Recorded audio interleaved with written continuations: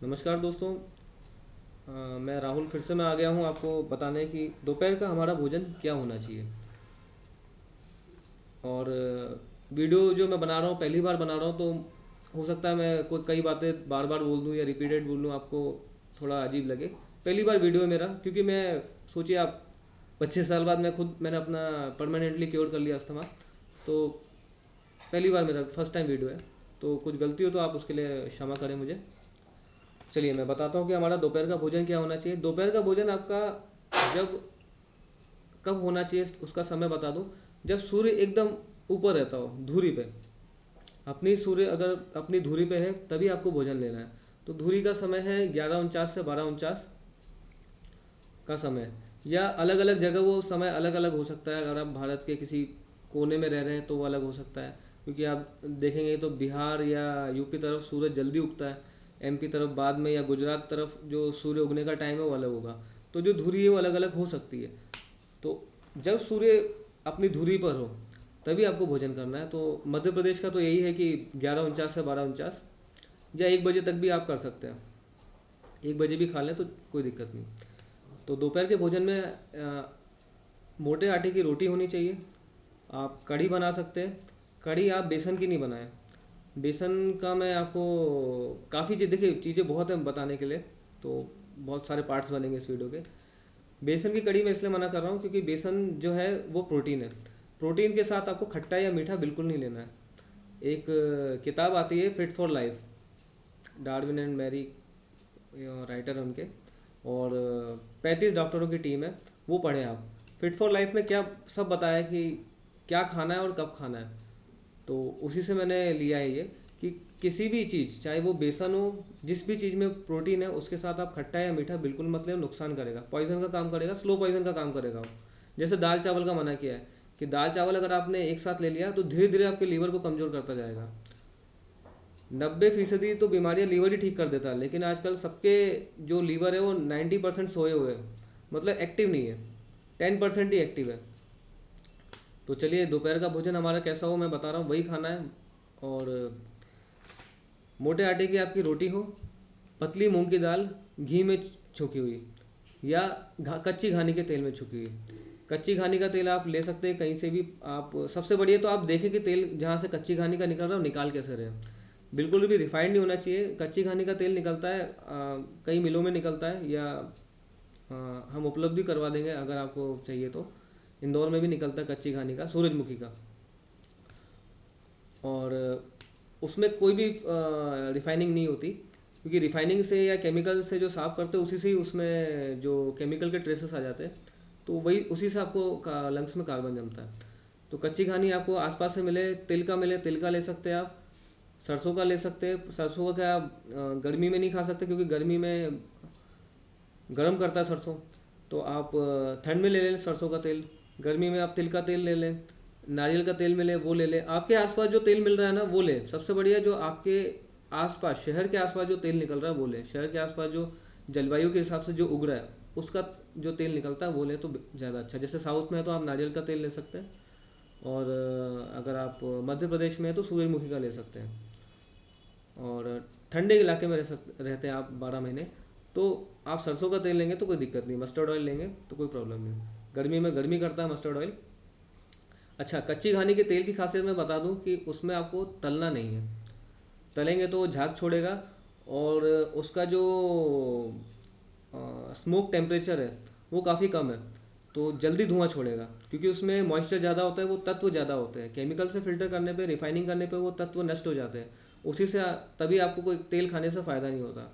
आजकल rice bran oil आ रहा है, तो राइस ब्रान ऑयल में आपको नुकसान नहीं तो फ़ायदा भी कुछ नहीं है। तो ऑयल आपको ऐसा खाना है जो फ़ायदा करे। जैसे आपने कार में आप पेट्रोल डलवा रहे हैं, उस पेट्रोल से कार, पेट्रोल नुकसान भी नहीं कर रहा लेकिन उससे कार भी नहीं चल रही, तो पेट्रोल किस काम का। तो ऐसा आप फ्यूल लेंगे ना जिससे कार भी चले आपकी, और वो पेट्रोल आपके इंजन को नुकसान भी नहीं करे। उसी तरह आपको ऑयल भी इस तरह ऐसा लेना है जो आपको फ़ायदा करे। तो कच्ची घानी का ले, कहीं भी निकले आप कहीं से भी ले। अगर आप मध्य प्रदेश या आसपास रहते हैं, इंदौर भोपाल के आसपास, तो हम उपलब्ध करवाएंगे आपको कच्ची घानी का तेल। तो तेल में छुकी हुई सब्जी लेनी है आपको, और सब्जियों में भी बता दूं आपको, पानी वाली सब्जियां लेनी है, जैसे लौकी हो गया, टिंडा हो गया, गिलकी या भिंडी हो गई, ये सब पानी छोड़ती है। या छोटा कद्दू, जो हरा कद्दू आता है वो, तो वो पानी छोड़ेगा। जो भी पानी छोड़ने वाली सब्जी है वो आपको शामिल करनी है अपने भोजन में। दाल में आपको तुअर दाल नहीं खाना, तुअर दाल को छोड़ के कोई भी दाल खा सकते हैं आप। कोशिश करें दाल को मिक्स करके ना खाएं। और खट्टा मीठा कुछ भी नहीं डालें आप उसमें, नींबू दही नमक, सॉरी, नींबू दही या शक्कर, कुछ लोग गुड़ मिला देते, बिल्कुल नहीं, वो जहर हो जाएगा, स्लो पॉइजन हो जाएगा। तो पतली मूंग की दाल खाइए आप, उसी से आपका खून पतला हो जाएगा। आपको कुछ लोग कहते हैं कि हम खून पतला करना है तो हम लहसुन खाते हैं, लहसुन से ज़्यादा जल्दी कच्ची लौकी, छाछ और पतली मूंग की दाल आपका खून पतला कर देगी। लहसुन से लाख गुना जल्दी करेगी आपको। आप प्याज लहसुन भी खा सकते हैं वैसे तो। लहसुन प्याज अगर आप खाएंगे तो दिमाग आपका काफ़ी भारी होगा, मन जो है वो भारी होता है। जो भी ज़मीन के अंदर नीचे होगी चीज़ें हैं वो खाने से दिमाग हमारा, मन हमारा भारी होता है। तो वो चीज़ें अवॉइड करें। मूंगफली हम आपको कह रहे हैं मजबूरी वश कि मूंगफली खाएं आप गला के, जो सुबह नाश्ते में। तो दोपहर का भोजन जो हमारा होना चाहिए, उसमें दाल ले लें आप, सब्जी ले लें, चावल भी लें तो थोड़े से लें, चावल ज़्यादा लेंगे तो आपको प्यास लगेगी। और सब्जी का मैंने बता ही दिया आपको, ये जो सब्जियां बताई वो खा सकते हैं आप, करेला भी बना सकते हैं। जो भी मौसम के हिसाब से आ रही वो सब्जी लें आप। ऐसा नहीं जैसे ठंड में पत्तेदार सब्जी आती है तो वह गर्मी में ना लें आप, वो गर्मी करेंगी। जो भी पत्तेदार, पत्ता गोभी हो, पालक हो, ये सब गर्मी करेंगी। तो गर्मी में जो सब्जियां आ रही है जैसे लौकी है, गिलकी है, तो आप 12 महीने खा सकते हैं। तो इनकी सब्जी बनाए तो ज़्यादा बेहतर होगा। और क्या कह रहा था मैं, एक और बात थी। हाँ, ठीक है, खाने का मैंने आपको बता दिया। रोटी, जो पानी छोड़ती है वो वाली सब्जियां, और दाल, पतली मूंग की दाल या कोई भी दाल है वो पतली करके आप बनाएं, दाल रोटी खाएं। चावल के साथ नहीं खाएं, चावल के साथ आप सब्जी खा लेना, जो भी आप सब्जी बनाएंगे वो चावल, एक मुट्ठी चावल से ज़्यादा मत खाएं आप। और 3 घंटे तक आपको पानी नहीं पीना। जी हाँ, मैं इतना सब बता रहा हूँ, अगर आप ये सब फॉलो करेंगे तो ही आप ठीक हो पाएंगे। एक क्रिकेट टीम के सारे प्लेयर अच्छे खेलते हैं तो ही क्रिकेट की टीम जीतती है। कोई भी टीम हो, चाहे फुटबॉल की हो। या जो टॉपर होते हैं वो पूरी यूनिट पढ़ लेते हैं, पूरी किताब पढ़ लेते हैं, तब जाके वो टॉप कर पाते हैं। तो ये सब पूरा फॉलो करेंगे तो ही आप ठीक होंगे। बीच में अगर आपने कुछ खाया तो दिक्कत हो जाएगी, फिर आप कहेंगे कि हम तो ठीक नहीं हुए, हमने तो ये सब फॉलो किया। तो आप पूरा खाएं। आपको कोई तकलीफ हो तो आप लिख सकते हैं कमेंट में, मैं जवाब दूंगा, या मेल कर सकते हैं मुझे। तो खाना जो मैंने आपको दोपहर का बताया, ये सब खाना है आपको। रिफाइंड ऑयल आपके खाने में शामिल नहीं होना चाहिए, रिफाइंड ऑयल और लाल मिर्च बिल्कुल नहीं। और खाने के साथ आप सलाद में टमाटर ले सकते हैं, खीरा ले सकते हैं, बिना सलाद के भी आप खा सकते हैं, कोई ऐसा ज़रूरी नहीं है।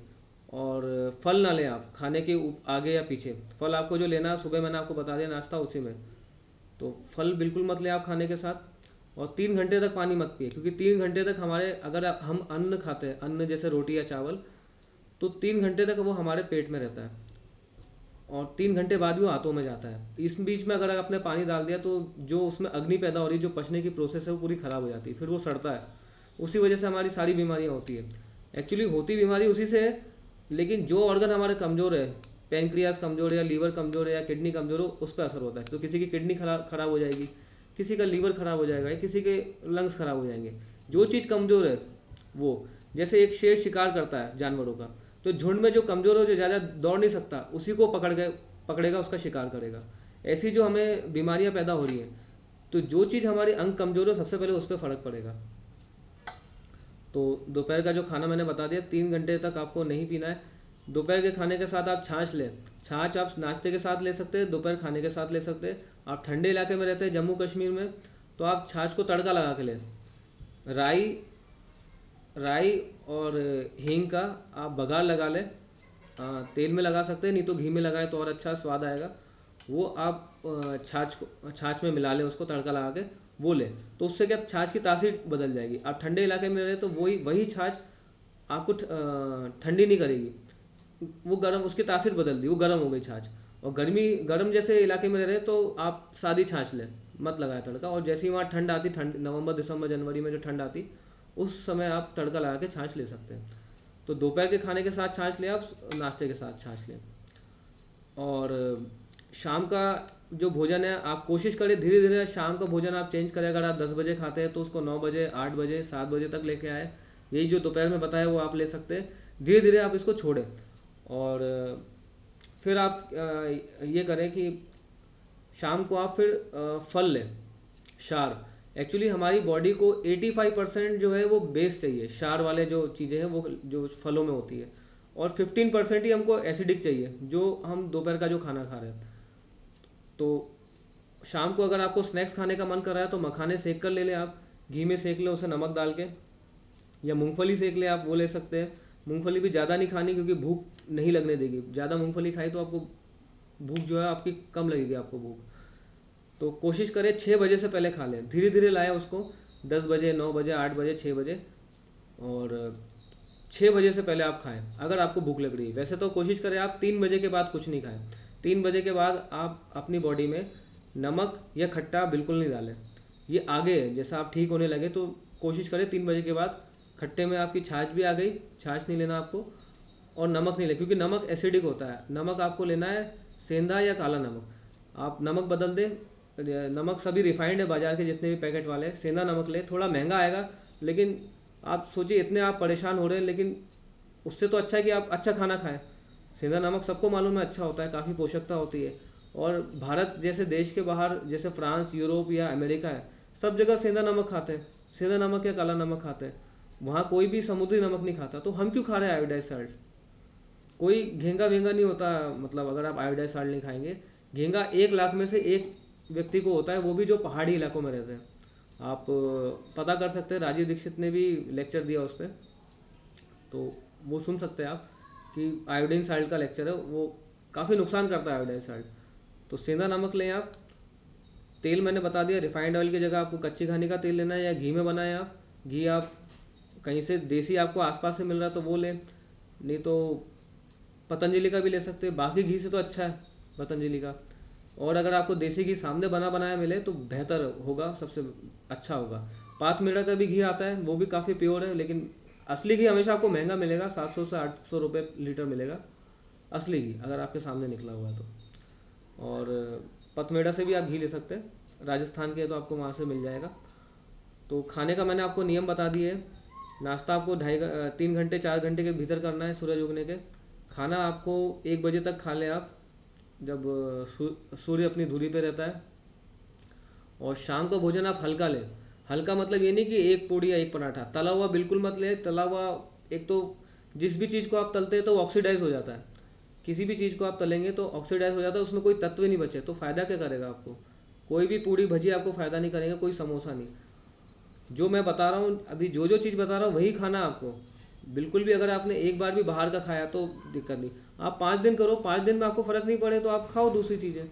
5 दिन में आपको पता चल जाएगा कि बाहर का खाना या रिफाइंड ऑयल से क्या नुकसान होता है। तो 5 दिन तक आप ये भोजन करें। शाम को आप फल लें। जब 5 दिन आप तब गिने जब आपने खाना पूरा वैसा कर दिया जैसा मैं आपको कह रहा हूँ। आइडियल आइडियल अगर साइकिल में आप ले आए, तब से आप 5 दिन गिनने शुरू करें। उसके बाद आप ब्रेक करके देखें, आप बाहर की चीज़ें या समोसा कचौड़ी जो तला हुआ है वो खा के देखा, आपको पता चल जाएगा कितना नुकसान करता है। 5 दिन में क्या आपकी बॉडी जो है वो संवेदनशील हो जाएगी, सेंसिटिव हो जाएगी। अच्छी अच्छी चीज़, जैसे एक कार को आपने पेट्रोल आपने उसके टंकी में डाला तो इंजन उसका अच्छा हो गया। फिर आप बीच में आप केरोसिन डाल के देखें तो आपको पता चल जाएगा कि कार अच्छी नहीं चल रही। इसी तरह आप 5 दिन आप ऐसा भोजन करें, आपको पता चल जाएगा। धीरे धीरे रात का भोजन छोड़ें, 6 बजे तक ले आएँ। 6 बजे के बाद आप 5 दिन गिनना शुरू करें। तो 6 बजे आप क्या क्या लेना है, आप हल्का फुल्का लें। मखाने ले सकते हैं, मखाने मूंगफली और अलसी के बीच का आप मिक्सचर बना लें।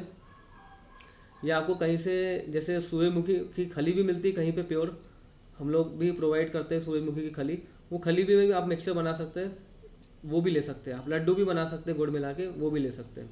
नारियल के लड्डू मिला लें बना लें आप जैविक गुड़ के, वो ले लें आप। अच्छा, और हल्का भोजन वही आपको फल ही लेना है। तो सुबह आपको क्षार वाला आइटम लेना है, जैसा फल बताया मैंने, फल मेथी दाना। शाम को भी क्षार, एसिड नहीं बने वो लेना है आपको। चलिए, मखाने में नमक हो गया तो कोई दिक्कत नहीं, लेकिन वैसे नमक वाली चीज़ें कम खाएं। 5 दिन इस तरह से खाया, आपको फ़र्क पड़े तो आगे आप कंटिन्यू करें। और बाकी खाना कैसे बदलना है, या और किस अलग अलग तरह से आप बना सकते हैं, उसका मैं अगले पार्ट में वीडियो डालूंगा।